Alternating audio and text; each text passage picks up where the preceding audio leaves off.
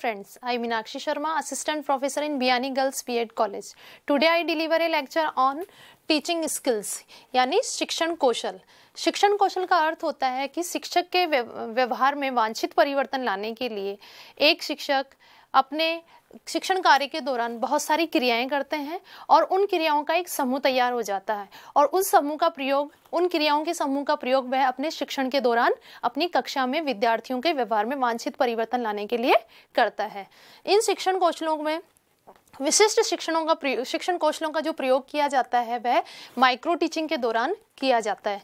यानी teachers training colleges में effective teachers तैयार करने के लिए शिक्षक व्यवहार में वांछित परिवर्तन लाने के लिए जिन विधियों का प्रयोग किया जाता है उनमें से माइक्रो टीचिंग एक प्रमुख विधि है। और इसके अंतर्गत माइक्रो टीचिंग में ये बताया जाता है कि micro teaching is a scale down teaching encounter in class size and time. यानी माइक्रो टीचिंग जो है वह सूक्ष्म शिक्षण जो है वह कम समय के लिए शिक्षण की क्रियाओं को प्रभावी रूप से स्थापित करने के लिए बनाया जाता है। इसके अंतर्गत क्लास का जो साइज होता है वह छोटा होता है और शिक्षण का जो रूप होता है वह लघु रूप होता है, यानी अल्प समय के लिए शिक्षण कार्य करवाया जाता है। प्रोफेसर एलन ने माइक्रो टीचिंग को इस प्रकार से स्पष्ट किया है। उन्होंने बताया है कि माइक्रो टीचिंग जो है वह शिक्षण की एक प्रयोगशाला और एक तकनीकी है जिसके द्वारा एक इफेक्टिव टीचर्स को तैयार किया जा सकता है। इसके अंतर्गत प्रोफेसर एलन ने बताया है कि एक ही समय में एक ही कौशल का अभ्यास करवाया जाता है, यानी one time only one skill. One time यानी ओनली वन स्किल का अर्थ है कि उन्होंने बताया कि माइक्रो टीचिंग के दौरान बहुत सारे स्किल्स का अभ्यास करवाया जाता है, बहुत सारे कौशल का अभ्यास करवाया जाता है शिक्षार्थी को या प्रशिक्षणार्थियों को। उसके दौरान आपको अलग अलग कौशलों का अलग अलग टाइम में अलग अलग विषय वस्तु को लेकर अभ्यास करवाया जाता है, यानी एक समय में एक ही पाठ्य योजना तैयार की जाती है और उसका अभ्यास करवाया जाता है। पाठ्य वस्तु एक इकाई के रूप में होती है। क्योंकि ये कुछ समय या छोटे समय के लिए करवाया जाता है, इसमें कंटेंट जो होता है वह अल्प पाठ योजना या छोटी पाठ योजना बनाने के लिए किया जाता है। इसके अंतर्गत जो है वो विषय वस्तु को एक फॉर्मेट के आधार पर स्पष्ट किया जाता है, यानी पाठ्य वस्तु को 5 या 10 मिनट में कंप्लीट करना होता है। इसी के आधार पर पाठ्य योजना का निर्माण प्रशिक्षणार्थियों से करवाया जाता है। कक्षा का आकार छोटा, यानी इसमें सूक्ष्म शिक्षण का अर्थ होता है अपने आप को परिभाषित कर रहा है कि सूक्ष्म का अर्थ होता है कि माइक्रो, यानी माइक्रो क्लास, यानी क्लास में जो है विद्यार्थियों की संख्या जो होती है 5 से 10 या 15 हो सकती है। इसमें विद्यार्थी क्या करता है, अपने ही सहपाठियों को सूक्ष्म शिक्षण पाठ्य योजना का अभ्यास करने के दौरान पढ़ाता है। अल्प समय अवधि यानी शॉर्ट टाइमिंग में इसमें क्या होता है, क्योंकि पाठ्य योजना की जो अवधि होती है 5 से 10 मिनट की होती है। 5 से 10 मिनट के अंतर्गत विद्यार्थी अपनी पाठ्य योजना को कंप्लीट करता है। पाठ्य योजना को कंप्लीट करने के पश्चात सुपरवाइजर इन सब चीज़ों को, एक्टिविटी को, जो विद्यार्थी क्लास में जो एक्टिविटी कर रहा है सुपरवाइजर के द्वारा सुपरविजन किया जाता है। और सुपरविजन के दौरान सुपरवाइजर जो है वह शिक्षक जो होता है वह विद्यार्थी को आवश्यक निर्देश देता है, उससे विचार विमर्श करता है और जो भी उसकी गलतियां होती हैं उनमें परिवर्तन लाने के लिए उसे प्रोत्साहित या मोटिवेट करता है। जब सुपरविजन होता है वह सुपरविजन के बाद में विद्यार्थी से विचार विमर्श करने के पश्चात विद्यार्थी को पृष्ठ पोषण यानी फीडबैक दिया जाता है। यह फीडबैक जो होता है वह विद्यार्थी के लिए मोटिवेशन का काम करता है और वह अपनी पाठ्य योजना को सुधार करने के लिए पुनः उसमें सुपरवाइजर के द्वारा बताए गए निर्देशों के आधार पर पाठ्य योजना में सुधार करता है। सूक्ष्म शिक्षण के द्वारा वास्तविक एवं सामान्य शिक्षण की जो प्रक्रिया होती है उसकी जटिलताओं को कम किया जा सकता है। यह प्रशिक्षण के क्षेत्र में एक नवीन और नियंत्रित अभ्यास की प्रक्रिया है। यह अध्यापक के व्यवहार में सुधार का एक तरीका है, क्योंकि इससे पाठ समाप्ति के तुरंत बाद ही उसके फीडबैक मिलने से उसकी प्रगति का ज्ञान हो जाता है। टीचर्स को पता चल जाता है कि उसने कितना सही किया और कितना गलत किया है। शिक्षण में सुधार लाने के लिए समुचित अवसर प्रदान किए जाते हैं और सूक्ष्म शिक्षण प्रशिक्षणार्थियों के लिए एक उपचारात्मक शिक्षण की प्रक्रिया प्रदान करता है। उसे ही सूक्ष्म शिक्षण के लिए एक साइकिल ऑफ माइक्रो टीचिंग बताया गया है, यानी सूक्ष्म शिक्षण की जो पाठ्य योजना तैयार की जाती है उसके कुछ सोपान बताए गए हैं। उसमें से सबसे पहला जो सोपान होता है वह होता है प्लान, यानी एक पाठ्य योजना की तैयारी करना, पाठ्य योजना का निर्माण करना, यानी पाठ्य योजना किस तरह से बनाई जानी है। क्योंकि सूक्ष्म शिक्षण का अर्थ है कि एक छोटे समय के लिए, कुछ छोटे अल्प समय के लिए पाठ्य योजना तैयार करनी है। तो एक ही इकाई को ध्यान में रखते हुए विद्यार्थी के द्वारा एक पाठ्य योजना तैयार की जाती है। जब पाठ्य योजना तैयार हो जाती है उसके बाद में उसका टीचिंग करवाई जाती है, यानी उसका शिक्षण अभ्यास कार्य करवाया जाता है। यह शिक्षण अभ्यास कार्य जो होता है वह विद्यार्थी, जो प्रशिक्षणार्थी होता है, अपने सहपाठियों को ही शिक्षण कार्य करवाता है।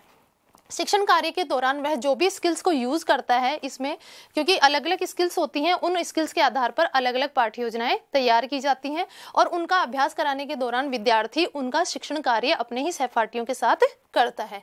जब टीचिंग करवाने के दौरान विद्यार्थी को सुपरवाइजर के द्वारा पृष्ठ पोषण यानी फीडबैक दिया जाता है।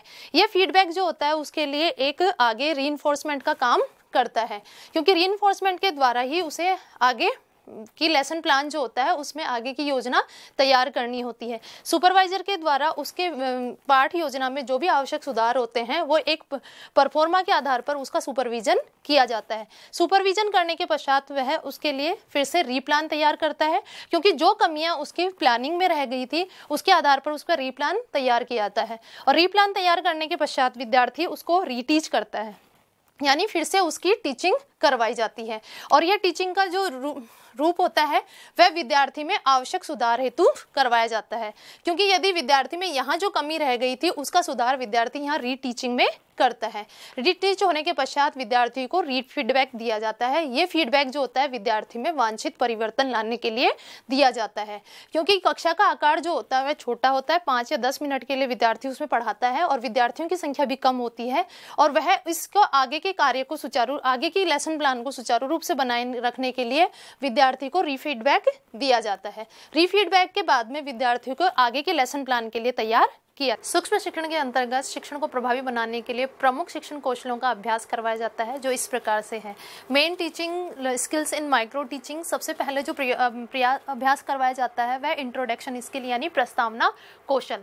यह विषय वस्तु को प्रस्तुत करने से पूर्व की तैयारी होती है, यानी विद्यार्थियों के पूर्व ज्ञान को जानने के लिए इस कौशल का निर्माण किया जाता है। यदि विद्यार्थियों को विषय वस्तु की पूर्व में कितनी जानकारी है, पुरानी विषय वस्तु से कितना कनेक्टेड है, इसको ध्यान में रखते हुए विद्यार्थियों को नवीन ज्ञान के साथ जोड़ने के लिए कुछ प्रस्तावना प्रश्न बनाए जाते हैं और उसके आधार पर हम विद्यार्थी के नवीन ज्ञान के साथ उसके ज्ञान को जोड़ते हैं। विद्यार्थी की प्रीवियस नॉलेज के आधार पर उसकी पाठ्य योजना का निर्माण किया जाता है।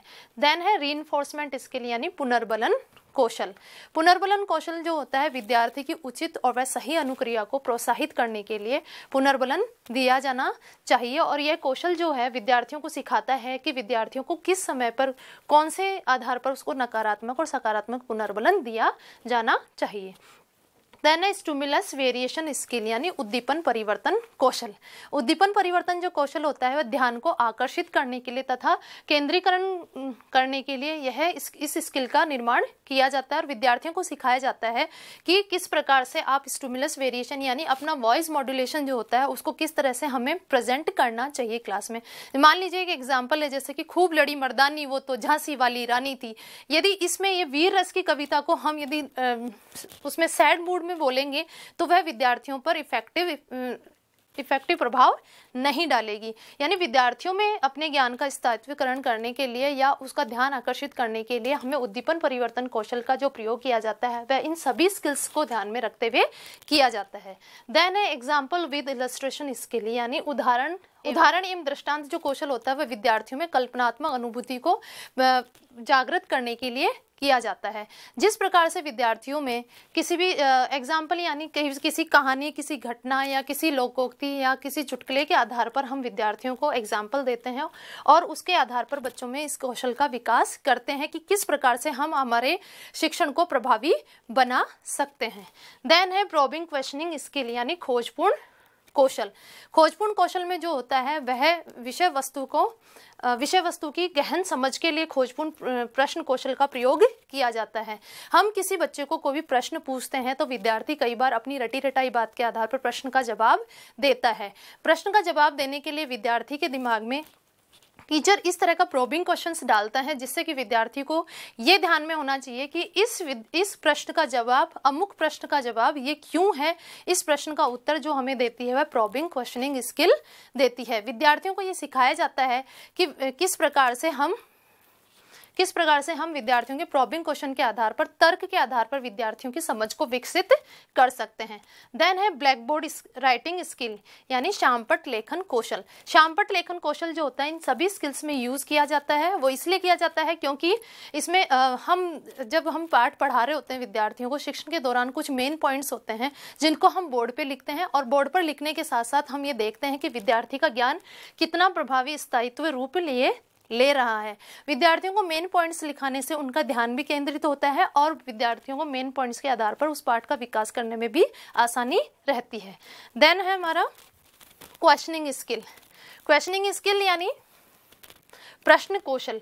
जो प्रश्न कौशल जो होता है वह विद्यार्थियों में, उसका प्रश्न कौशल के आधार पर हम विद्यार्थियों को एक पूरे, जब हमें कोई लेसन प्लान पढ़ाना होता है या पूरा कोई भी विषय वस्तु या कोई कंटेंट हमें पढ़ाना होता है, तो हम विद्यार्थियों को प्रश्नों के माध्यम से, यानी पूरे लेसन को हम प्रश्नों के माध्यम से पढ़ा सकते हैं। और प्रश्न किस तरह के होंगे, किस प्रकार के होंगे, किस स्तर के होंगे, वह बच्चों के मेंटल लेवल के अकॉर्डिंग प्रश्नों का निर्माण करना विद्यार्थियों को, प्रशिक्षणार्थियों को इसमें सिखाया जाता है। साथ में ये भी बताया जाता है किस प्रश्न के लिए किस प्रकार का पुनर्बलन बच्चों को देना है। देन है डेमोन्स्ट्रेशन स्किल। डेमोन्स्ट्रेशन स्किल यानी प्रदर्शन कौशल। प्रदर्शन कौशल जो होता है अधिगम प्रक्रिया को प्रभावशीलता या स्थायित्व लाने हेतु हम प्रदर्शन कौशल का अति महत्वपूर्ण होता है हमारे लिए। इसके अंदर टेलिंग, शोइंग एंड डूइंग यानी कहना, देखना और करना। कहना, देखना, करने से हमारे मस्तिष्क में क्या होता है कि हमारे एक पिक्चर क्रिएट हो जाती है कि जो चीज़ हम देखते हैं, देखकर, कहकर, सुनकर, समझते हैं, उसके आधार पर वो हमारे मस्तिष्क में एक स्थायित्व धारण कर लेती है या स्थायी ज्ञान का स्थायित्व बन जाता है। देन एक्सप्लेनेशन स्किल यानी व्याख्या कौशल। व्याख्या कौशल जो होता है वह एक पुल का काम करता है जो अध्यापक द्वारा शिक्षार्थी को दिए गए ज्ञान से जोड़ता है। व्याख्या कौशल के अंतर्गत हम छोटी से छोटी बात को अपने ही विचारों के आधार पर हम बड़े रूप में बच्चों को समझा सकते हैं। इसमें विशेष रूप से कहानी, कोई भी कठिन शब्द होते हैं, कोई भी विचार होते हैं, कोई भी प्रतीक होते हैं जो कठिन होते हैं, उनको हम सरल भाषा के रूप में विद्यार्थियों को समझा सकते हैं। इन सभी शिक्षण कौशलों के अभ्यास के आधार पर, ये जो जितने भी शिक्षण कौशल होते हैं, उन सभी शिक्षण कौशलों के आधार पर हम विद्यार्थियों के व्यवहार में वांछित परिवर्तन लाया जाता है। इसमें विद्यार्थियों के व्यवहार में वांछित परिवर्तन लाया जा सकता है और ये सूक्ष्म शिक्षण का जो एक रूप होता है वह इन्हीं स्किल्स को ध्यान में रखकर बनाया